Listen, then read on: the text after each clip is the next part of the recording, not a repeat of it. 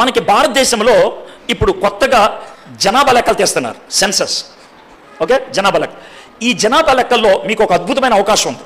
ఒక అద్భుతమైన అవకాశం ఏంటనంటే, ఇంతకాలం ఎస్సీలుగా కొనసాగి హిందూ అని పెట్టుకున్నటువంటి వాళ్ళకి ఏమాత్రం కష్టం లేకుండా ఒక చిన్న రాతతో మీ క్రిస్టియన్గా గుర్తింపు పొందే అవకాశం ఈ ఒక్కసారి ఇచ్చారు.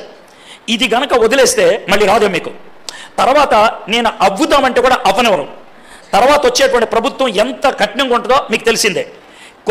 కొన్ని సంవత్సరాల నుంచి చెప్తున్నాను, నన్ను ట్రోలింగ్ చేశారు చాలామంది, నన్ను చెడ్డగా చూశారు, ఈడేంటి ఇలా మాట్లాడుతున్నారని. ఇప్పుడు అర్థమవుతుంది మీకు పరిస్థితులు ఏంటో. కాబట్టి ఇప్పుడైనా మీరు అర్థం చేసుకోండి. అయితే ఇప్పుడు మనకి ఇచ్చినటువంటి జనాభా లెక్కల్లో పైన క్వశ్చన్స్ ఉంటాయి. అయిపోయిన తర్వాత ఫ్యామిలీ డీటెయిల్స్ కోసం ఒక పట్టీ ఇచ్చారు, ఒక టేబుల్. ఆ టేబుల్లో 9వ కాలం మతం, రిలీజన్ పెట్టారు. అయితే నాకు ముందు ఒక ప్రశ్న వచ్చింది, తర్వాత నిజమే అనిపించింది. ఎలా అంటే, ఆ పట్టీలో అమ్మ పేరు ఉంటుంది, నాన్న పేరు ఉంటుంది, కొడుకు పేరు ఉంటుంది, కూతురు పేరు ఉంటుంది, అల్లుడి పేరు ఉంటుంది, మనవడి పేరు ఉంటుంది, మనవరాల పేరు ఉంటుంది. బస్ బాగుంది. అయితే ప్రతి దానికి కూడా మతం రాయమన్నాడు.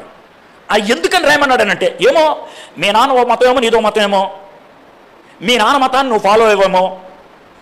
అంటే భారత ప్రభుత్వం ఏం గుర్తించిందంటే, మతం అనేది కుటుంబానికి సంబంధించింది కాదు, వ్యక్తికి సంబంధించింది. నాకు నచ్చింది.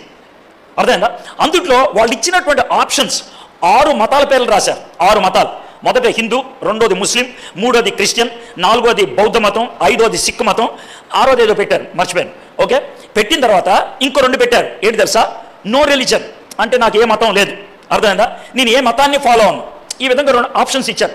ఇంట్లో ఏదో ఒకటి రాయమని అన్నారు. అక్కడ నాకు అర్థమవుతుంది ఏంటంటే, నా సొంత రక్షణ అన్నదాన్ని వాళ్ళు కూడా గుర్తిస్తున్నారు. మతం అనేది ఎవరు కాదు. సరే, ఈ టైంలో మీకు ఎందుకు చెప్పానంటే, ఇక 3 రోజుల్లో ఇది జరుగుద్ది. 3 డేస్లో అయిపోద్ది భారతదేశంలో, ఆంధ్ర రాష్ట్రంలో. మిగిలిన చోట అవ్వదు. కానీ ఎందుకంటే ఆంధ్ర రాష్ట్రంలో వాలంటీర్స్ ఉన్నారు.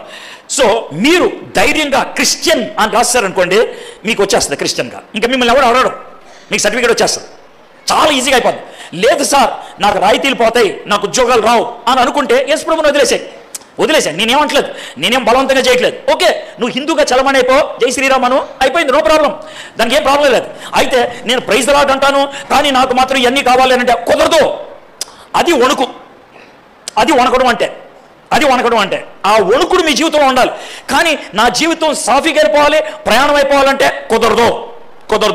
పౌలు భక్తుడు భయముతోనూ వణుకుతోనూ ఈ పని చేయమని ఎంతో అంటే, నువ్వు కాంప్రమైజ్ అవ్వడానికి వీల్లేదు, నువ్వు కేర్లెస్గా ఉండడానికి వీల్లేదు.